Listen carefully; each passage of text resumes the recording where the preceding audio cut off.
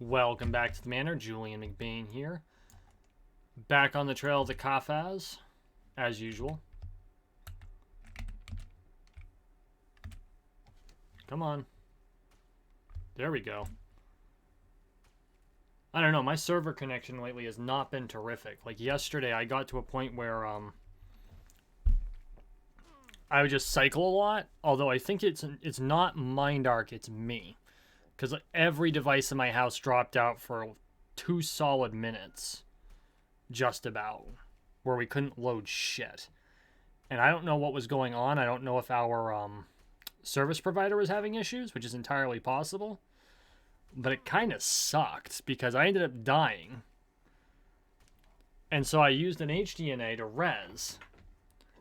And then before I could pull out my resto chip, I got killed again because the mob managed to go before I could react.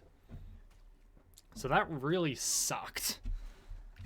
But we'll see what happens. I've got device priority on my computer, so it should run the whole course. So we can talk about what I wanted to talk about today. But before we get started, if you're new to the channel, welcome to the Manor. Please take a moment and subscribe down below. We are on the road to 13 million subscribers, 1 subscription at a time, so make sure you subscribe. Also, please consider going to patreon.com/JulianMcBain if you want to support my work. If you become a Manor Socialite, you get access to exclusive content through my Patreon, which I admittedly need to take some time and actually work on in the next week or two because I have been neglecting it. I am sorry, patrons. But you do get my ebooks and you get some exclusive episodes. So those are over on my Patreon. Okie dokie. What to talk about today? Well, there's a number of things that I thought about talking about, but the thing I really wanted to talk about today were the markets. And I was actually kind of impressed because I was looking through and looking at deed pricing and the amount that they've risen. So a year ago, you could pick up an underground deed for 80 ped. And now they're going for 101. So that's a pretty significant increase. And I think the reason they've gone up is a combination of the market for moon deeds, which is actually it's starting to strengthen. But they're only 4 ped, 40 ped, not 4 ped, 40 ped. Let's get that right there, Julian. They're not even 40 ped. And the original discounted price for them was 50 ped. Now, they are starting to go up in sales. They haven't paid out, I don't think, at all this month. We're going to take a look at that. And no, I'm not doing this to flex. It's to provide you all information. Oh, by the way, nothing in this video is financial advice. Not a thing. I am not a licensed financial advisor. I am not giving you financial advice. Entropia Universe is a game. If you do want to invest in something, talk to a financial advisor. Use an investment advisor. That is a fiduciary. They will provide you the best information. Ask them if they're Series 65 or 66. That's very important. That being said, I don't believe the moon has paid out at all this month, which is shocking and disappointing. Nope, because there's the transfer, not 1 moon payout. And I know that for a fact because I've got exactly 50 moon deeds, whereas I have 93 underground deeds. So if it's not like a flat 51 whatever, it's got to be underground. The last time the moon paid out was, holy shit, pages ago. The 16th of February. Now, I don't know if there's something going on there. There might be an issue with the moon.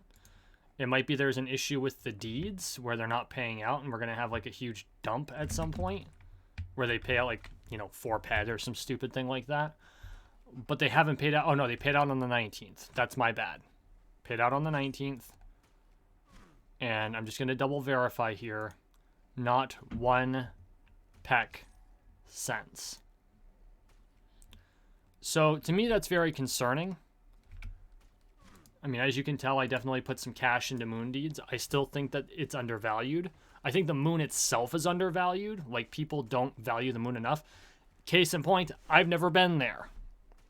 And I own shares. Well, I own deeds. I think part of the problem is Ark finally got the moon rolled out, and then they all dropped off the face of the planet. Come on, Arcadia. Step it back up, guys. You got a really good thing going.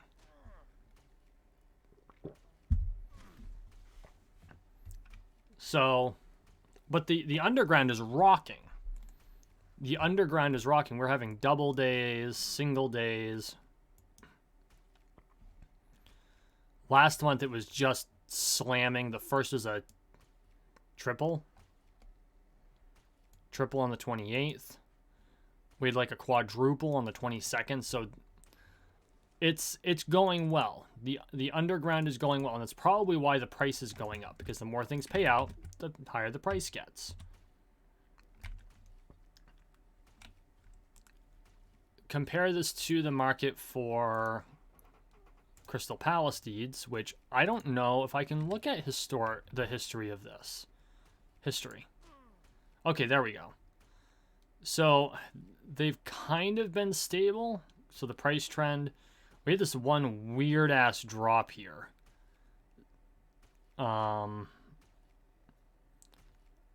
Someone sold 7 at 11.21 PED for some stupid reason. I don't know why anyone would do that. That's just shooting yourself. Maybe they were just trying to liquidate. If I had seen that, I would have jumped on that in a New York second. I'd have put money in for that shit. Are you kidding me? Buy that at a discount.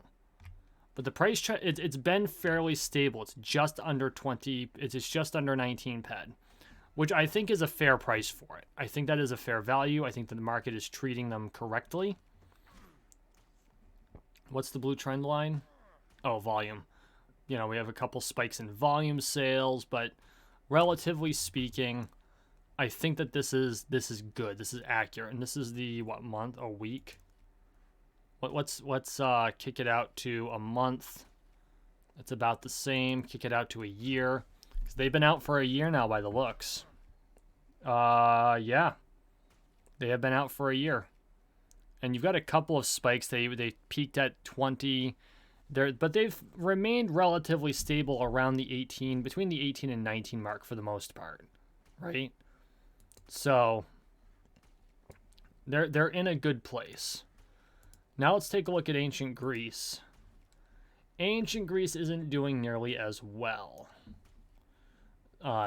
Currently, they're selling for below par, which tells me they're probably not paying out great.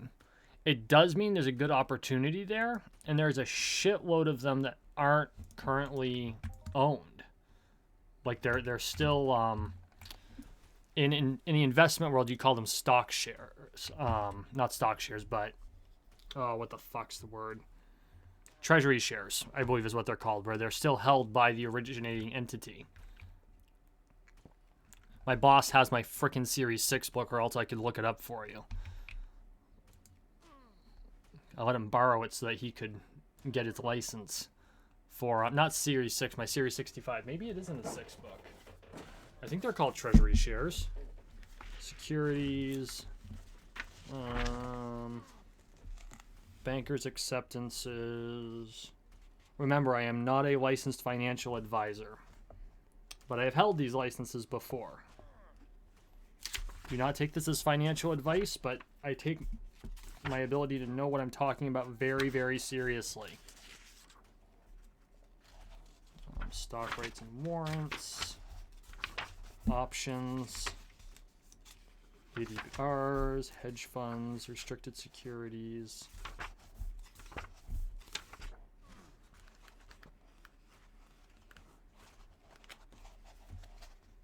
Munis.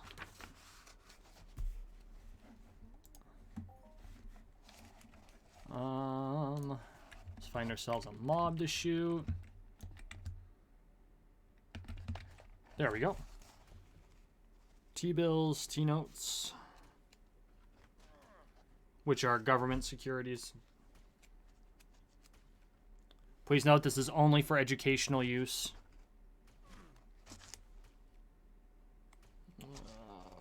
taxation, debentures, collateral trust, income, blah, blah, blah, blah, blah. I don't care about bonds.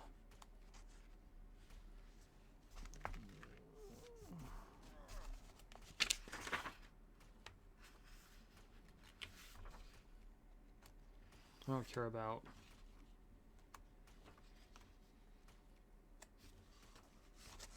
transferability, common, statutory voting, dividends.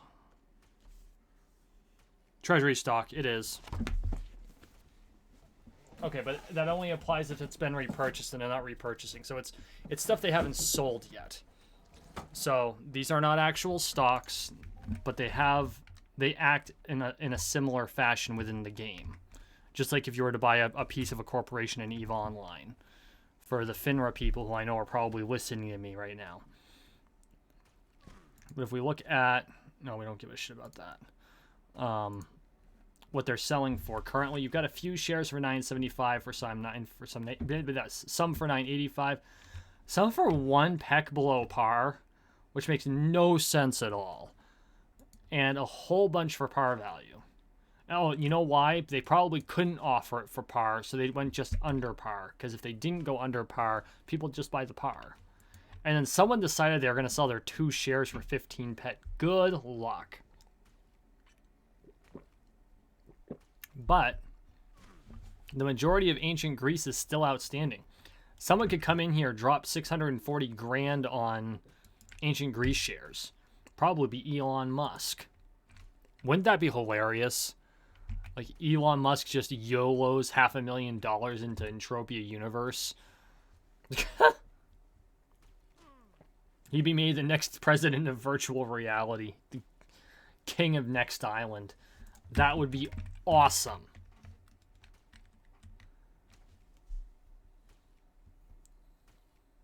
Overall, I think the markets are doing really, really well. And I think that we're going to be seeing an increasing trend over the next year or so. I know that with COVID, people have had to live a lot more closely to the vest, but Entropia seems to be exploding. And I think part of the reason is because a lot of people are holed up in their homes, and a lot of us are living off of government subsidy, because we have to. I'm actually one of the lucky ones, in my opinion. I've managed to keep my job. I'm not on unemployment. I haven't needed it. In fact, I did not go a single day without work. And so that's not very common. I'm not saying that as a flex. It's just I am very grateful that that happens to be the case. And then with all of y'all's support, I've been able to continue making content on top of that, continue to do what I do here. And especially with the support of my patrons, for which I owe a huge debt of gratitude. The increase in markets, though, I think are a real sign of where Entropia is going. And I think that the one thing I would like to see that I have not seen, and I can't say I'm overly surprised at the moment, but my hope is that they do something sometime in the near future. I would love to see Virtual Sense put out shares. I would. I would love to buy into Toulon or Monria. Or maybe they do a revision and they do an expansion and there's owned land areas. Shit, I'd buy the volcano for shits and giggles. You know? Or maybe they set aside an island up in this corner that's newly discovered, quote unquote. And it's a couple of land areas that they sell for, I don't know, 50,000 ped. Which, of course, I wouldn't be able to afford. But that doesn't mean I don't want to see it happen. Or maybe they parse it out into shares and the owned land areas divvy out into deeds, similar to Calypso land deeds or Crystal Palace shares. Either way, I would be more than happy to consider throwing some cash behind that, because I believe in what the Virtual Sense team is doing. This is the reason I put money into Crystal Palace. This is the reason I've bought Arcadia Underground deeds. This is why I put money into the Arcadia Moon. Even though so far it hasn't been a great producer for me. I think over the last year it actually did reasonably well. Not as well as I would have liked, but any difference that I would have to go back through all of my payouts, but I'm willing to bet that a good chunk of the money that I would lose if I were to currently sell at market value would be made up because I bought the bulk of my deeds at 50 ped and they're running for 40. It's the loss I would take would not be as severe as it could have been. I was really worried they were going to drop down to like 20 ped, like compet territory, and they didn't.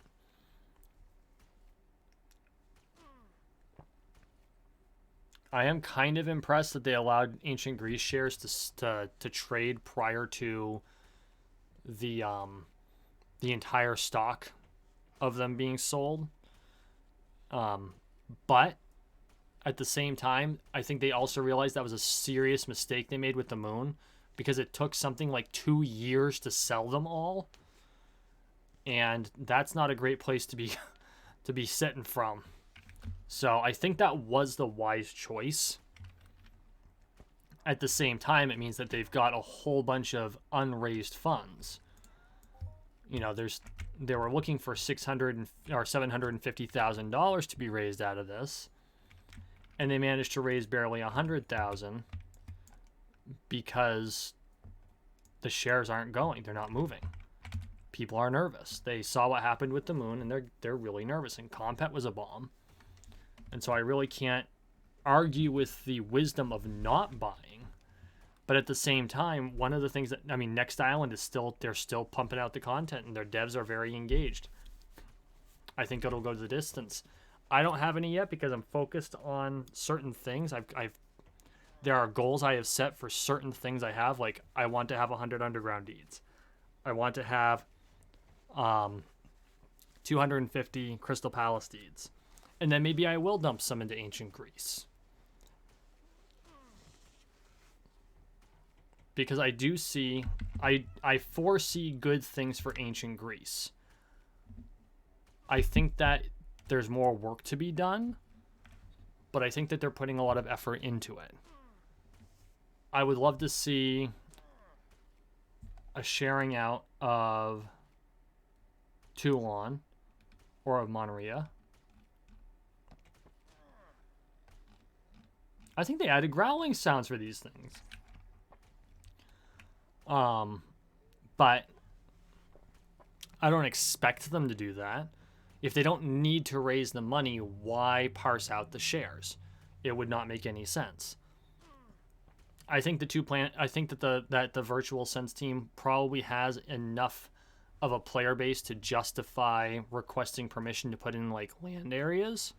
I think that would be a fantastic opportunity, and I think people would flock to them, which means Virtual Sense wins because people are hunting on those planets, and whoever buys them wins because they get the tax money, which I've come to terms with the misuse of the term tax as it's used in this game. They mean it in the feudal sense, where it's closer to a land rent, rather than the modern sense where it's just the government stealing your money. So, and yes, before I get people nuking me in the comments, I know that taxes are the necessary evil that we use in order to fund certain projects within our society so that we all benefit from. I've got a whole podcast on that. Go listen to it.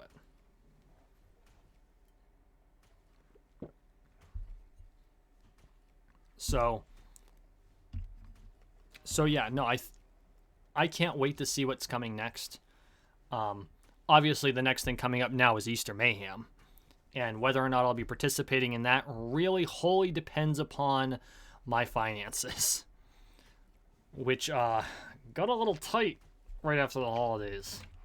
Still managing to play, but boy, oh howdy, am I like, for the first time in half a decade, I had less than $20 in my checking account just the night before payday. That happened. I'm fine. Don't worry. I am fine. I'm not impoverished or anything like that, but it was a tight month because commissions were down. The benefit to living on commission is that you have unlimited earnings. The downside to living on commission is some months you don't earn very much. February was like that. This month, well, technically because commissions are a month behind. January's commissions pay out in February. Those were really low because we didn't sell shit in January. February's commissions, which pay out next week, were great. So I am fine. Don't worry about me. But if you're wondering if there's a reason I'm not doing Easter Mayhem, it's because 1 month like that takes like 2 months to make up, which I'm sure you all understand. That being said, if I can't participate in Easter Mayhem, I am going to try and get into Summer Mayhem. And then, of course, we've got Migration in the late summer, early fall period.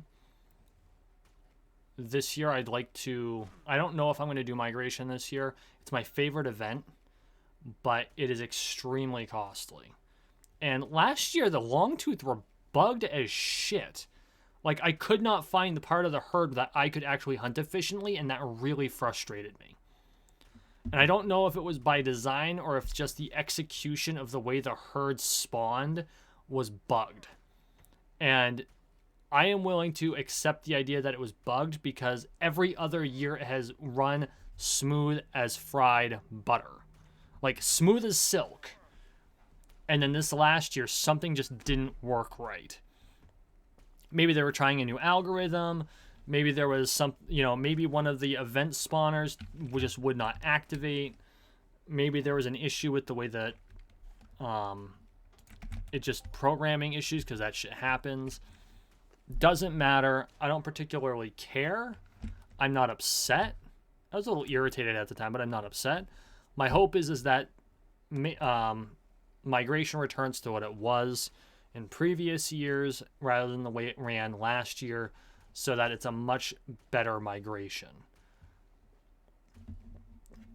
So I have been on Toulon for months, and I'm actually totally cool with staying here longer, which I'm sure would make the Virtual Sense team happy.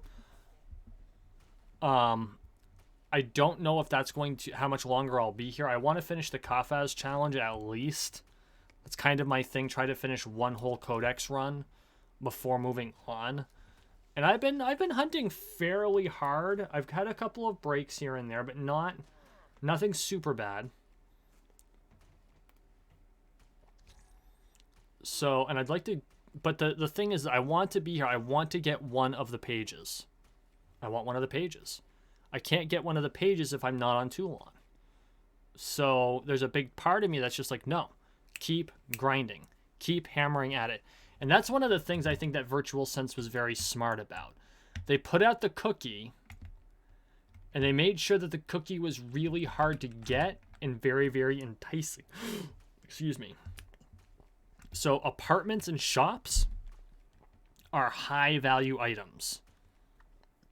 And by saying, well, you can buy them from this vendor for this huge price where you have to hunt over and over and over and over and over and over and over again, or they might drop off of a mob.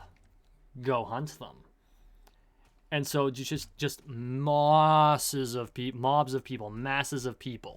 come to Toulon trying to get these pages.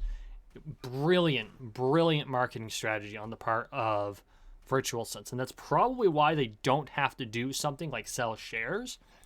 Because instead, they're like, well, we built this apartment complex. And they know what their fixed price for the apartment complex is. And instead of selling the apartments to make up that value, they threw them in as mob drops. So instead, players over the course of the next probably 5 years are going to be on Toulon hunting mobs, spending money, which then funds Virtual Sense. I gotta hand it them. I don't know whose idea this was. I'm gonna give the credit to the whole team generally, but since Ant is the leader, I am going to give Ant the bulk of the credit, because when you're the leader, everything is your fault. Everything that's good is your fault in the good way, and everything that goes bad is your fault in the bad way. So because I know that Ant gets all the shit when things go bad, and I'm gonna throw in a bit of kudos to DME there too, because she's the face of the company in a lot of ways. She is the face of Virtual Suns for us players because she's the community. I don't know what her official title is. I can't remember what it is, but she's like basically the community person, right? She's customer service plus plus plus. And I know that when something goes wrong, she's probably the one taking people talking. And so I just want to give a huge shout out to both of them for the success. I want to give them a huge shout out for all of the effort they've put in to encourage people to stay and come here, which is awesome. And yes, I know there is enlightened self-interest. I actually prefer that. And I'll get into that in a second. But as far as Ant goes, dude, you deserve a huge amount of credit for, regardless of who came up with the idea, you're the one who I'm assuming has to give the final go-ahead. It was brilliant of you to have the deeds to these apartments and shops be mob drops, because all it does is attract paying customers. And when I figured out what you had done, I'm like, it's fucking brilliant. It's just fucking brilliant. Holy shit, like you have my admiration, man. You really do. So when it comes to why I think enlightened self-interest is better than... I frankly think that enlightened self-interest is better than altruism. I do. Because no one is honestly 100% altruistic. There's always something they're looking to get. It might be a good feeling in their heart, but they're after something. Someone who says they're doing something for altruism, it might be they just don't know how to explain that feeling, or it might be that they're hiding their true motives. I don't know how to tell. That being said, if someone says, I'm doing this because you're going to have fun and I'm going to make a shitload of money, fair enough. That's cool. Because that answers the question of the 29th rule of acquisition. So for those of you who don't know, I am a firm believer in a somewhat modified version of the Ferengi rules of acquisition because they are honest about themselves, right? The one thing about the Ferengi in Star Trek is they are 100% honest about themselves. They are strict capitalists. They want to know what's in it for them. How can they profit off a situation? That's how they are.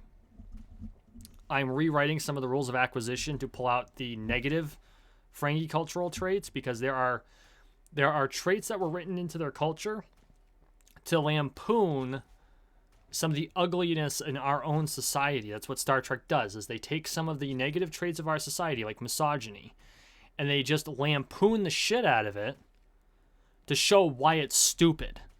And misogyny in particular is the Ferengi's big negative trait. And you might say that greed is, and to a certain extent it is, but the way they lampoon it shows that, well, yes, misplaced greed is bad, but that doesn't mean that enlightened self-interest is bad. So I'm pulling out a lot of those negative traits of Ferengi culture, and I'm rewriting the rules of acquisition so that they're really applicable. And the one that always comes to mind is the 29th rule. And the 29th rule of acquisition clearly reads, what's in it for me? So whenever someone comes to me and they're saying something that's supposed to be altruism, instantaneously what comes to my brain is, what is your angle in the 29th rule? How are you applying the 29th rule of acquisition? What's in it for you? And if the answer is nothing, I call bullshit. I do. And again, it might be it just gives you a warm feeling in your heart. And you know what? If that's the case, fair enough. But on the same note, most of the time there's something else. Whether it may not be money. It might be influence. It might be power. It might be making your kids smile. It might be teaching them a lesson, an important lesson in life. You know? It might be access to a space.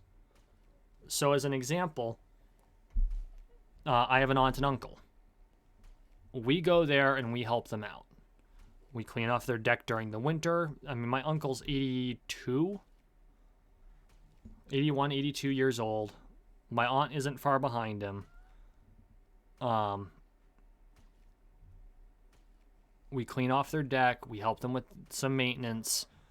So where does the 29th rule come in for that? Well, there's two parts to that.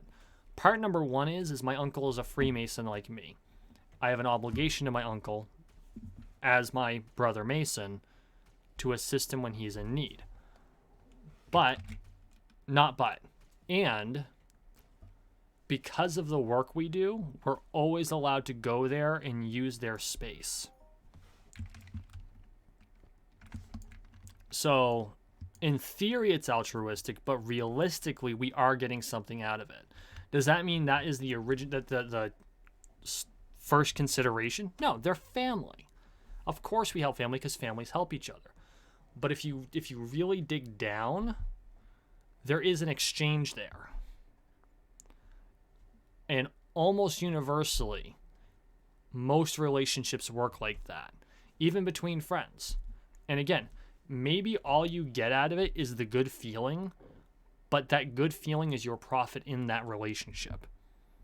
And so and I know it kind of seems weird to turn good feelings into currency, but as someone who,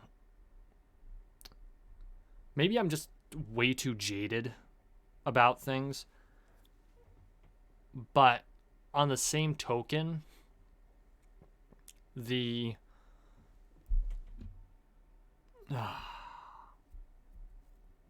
don't know how to put it.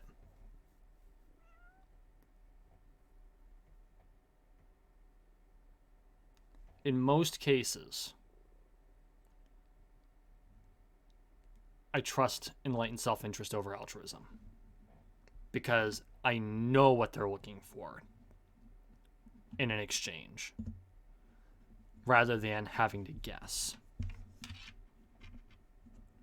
It's not that there aren't altruistic people, and there are people who do things for altruistic reasons. I've done things for my friends without any expectation of return. Now, what I get out of it is good feelings and trust and that friendship, that relationship. It doesn't mean that's what I'm doing it for, but that's the result. We all do honestly altruistic things throughout our lives. Maybe I'm just so jaded that in most cases, I find that knowing someone's doing for enlightened self-interest guarantees I know what they're after, as opposed to not. I don't know. Maybe I've become a cynic in my old age.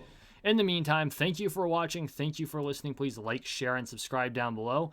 We are on the road to 13 million subscribers, one subscription at a time, so make sure you subscribe.